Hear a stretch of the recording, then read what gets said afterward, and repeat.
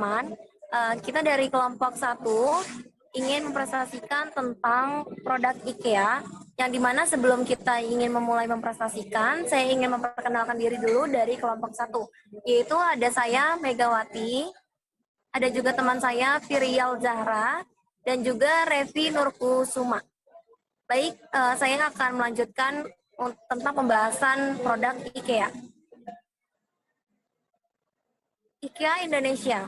IKEA itu membuka toko pertamanya di Indonesia pada tanggal 15 Oktober 2014 di Alam Sutra, Tangerang. Pada tanggal 28 November 2019, IKEA membuka toko kedua di Sentul City, Kabupaten Bogor. Dan pada tanggal 28 Maret 2021, IKEA membuka kembali toko ketiganya di Kota Baru, Parahyangan, Kabupaten Bandung Barat, Jawa Barat. Gerai tersebut adalah gerai yang pertama di luar Jabodetabek. Pembukaan gerai IKEA Bandung tertunda dari tahun 2020 karena pandemi COVID-19. Nah, latar belakang dari permasalahan IKEA itu, kebutuhan rumah tangga IKEA itu adalah kebutuhan rumah tangga yang sangat dibutuhkan oleh masyarakat di setiap Sorry, harinya. itu latar belakang bukan permasalahannya. Permasalahannya ada di Terus apa problem dong? ini. Nih. Oh, gitu. Jadi ini latar belakang dari produk IKEA. Permasalahannya ini latar belakang IKEA. Kenapa kita ngambil IKEA gitu loh. Bukan latar belakang masalahnya. Latar belakang dari produk IKEA. IKEA merupakan kebutuhan rumah tangga yang sangat dibutuhkan oleh masyarakat setiap harinya. Pada era milenial seperti anak muda banyaknya mendekorasi ruang kamar, kerja dan lain-lainnya dengan kreativitas masing-masing setiap orang. Nah, terdapat juga banyak jenis inspirasi untuk mendekor ruangan di internet dan menarik perhatian untuk mendapatkan ruangan yang nyaman untuk melakukan aktivitas. Nah, IKEA ini menyediakan perlengkapan dan peralatan untuk mengisi ruangan dan memperindah desain yang terkini dengan harga yang terjangkau. IKEA juga bekerja keras untuk mencapai kualitas dengan harga yang terjangkau terhadap pelanggannya, dengan memaksimalkan seluruh rangkaian nilai, dan dengan menciptakan hubungan kerjasama pemasok dalam jangka panjang, investasi dalam produksi secara otomatis, dan memproduksi barang dengan jumlah yang besar. Oke, sekarang gue ya, yang problem ya. Gue aja, Firya. Lu kan terakhir. Oh, gue terakhir, ya udah. Ya, gue aja. Selanjutnya itu ada problem dari IKEA Indonesia. Pentingnya meningkatkan kenaikan pengunjung berpengaruh di IKEA dengan harapan pelanggan dapat melihat-lihat dan yang sudah melakukan pembelian akan melakukan pembelian ulang.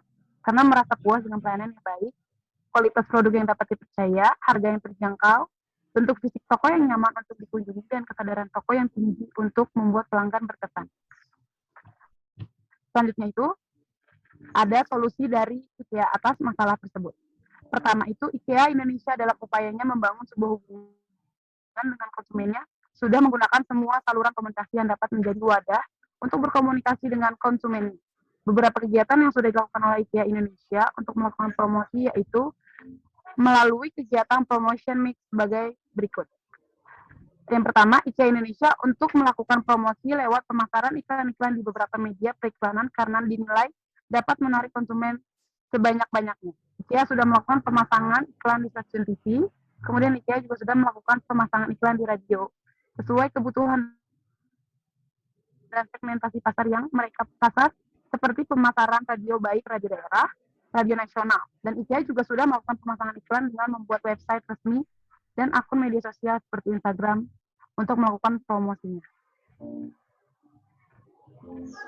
Analisis SWOT. Yang pertama itu strength atau kekuatan. Pertama, produk rancangan IKEA yang modern. Yang kedua, toko buat jalur yang mengarahkan pengunjung untuk melewati seluruh area toko. Dan yang ketiga, merek yang telah going internasional. Model bisnis yang unik dalam konstruksi, dan yang terakhir, sukses telah diukur dari nilai harga arsitektur, menawarkan kepada pelanggan produk-produk inovasi dan fungsional. Selanjutnya, weakness atau kelemahan.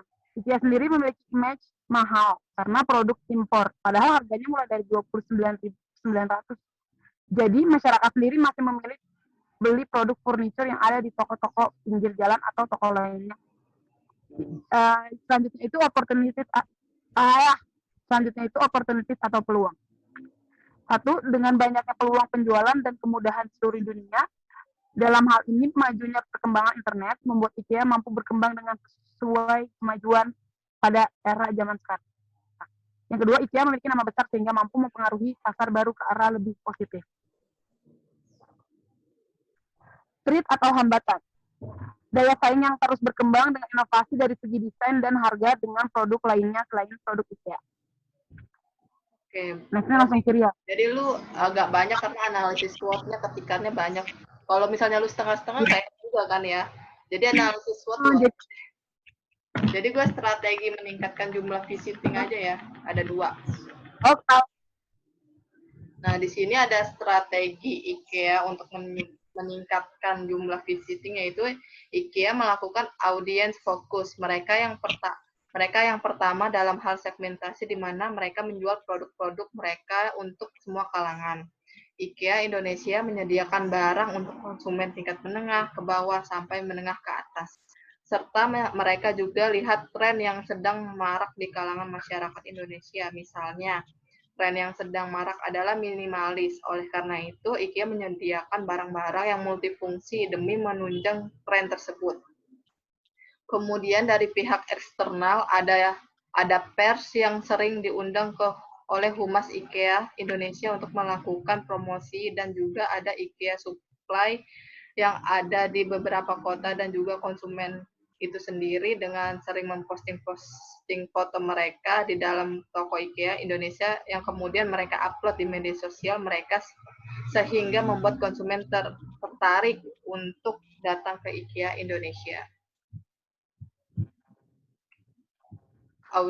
Audien fokus dalam pilar ini tidak hanya sebatas hubungan antara perusahaan dan konsumen saja, tetapi juga dengan pihak-pihak baik internal maupun eksternal yang berkaitan dengan perusahaan. Pihak internal di sini dapat berupa jajaran direksi, manajer, satpam, hingga cleaning service dapat disebut dengan pihak internal.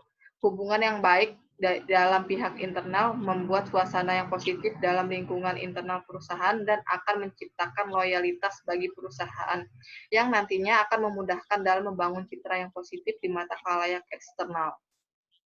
Kemudian, pihak eksternal yang dimaksud di sini dapat berupa pelanggan, pemerintah, prospek, dan pihak-pihak yang terhubung dengan perusahaan yang juga memiliki peran penting bagi perusahaan, namun berasal dari luar perusahaan. Mega, closing lah. Apa gue yang closing? Kan Mega yang opening. Ya, Meg. Yaudah. Closing, Meg. Baik, sekian dari presentasi kelompok 1.